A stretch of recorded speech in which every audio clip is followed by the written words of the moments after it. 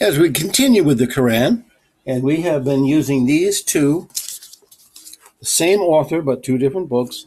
Now I'm going to get to the very newest one I have. And this, as you can see, has a totally different cover and a totally different name. And it doesn't put the author's name on the front. It's called the Clear Quran. Now, what the author means by the Clear Quran is to take these or any other translations and make it more clear as to what that actual verse actually means. So it is a translation, of course, but it is a way of using the English to clarify the words used in the other translations even better, so that you who read it will have a better understanding of it. Now, the author's name in this book is somewhat hard to read, and there are editors and so on in it, but the name is Dr. Mostofa Khattab, Mustafa Khattab. Now, and other people have worked with this also. Now, what's interesting about this one is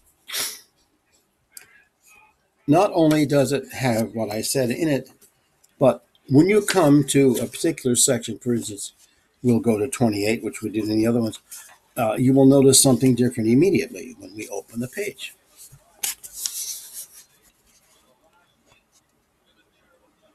Now, this is the Quran text down here, but what this is an introduction to it, okay? And you will also find notes on the bottom for certain parts.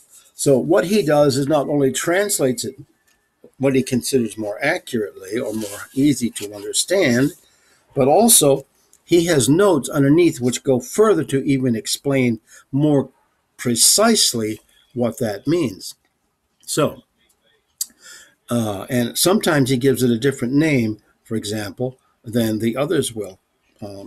So we will get into that later, but also you will notice on top something also that I have put in, and I put that in on top. Now, what am I saying up there? First of all, I'm saying it's number 99. Well, that's the order in which they were received by Muhammad. That's the 99th one he received. Where it was received in is some of it in Mecca, okay, some of it in Medina. So it's not exactly the same parts of it that are all received in the same place. That even clarifies it, and that's my work. That clarifies it even more.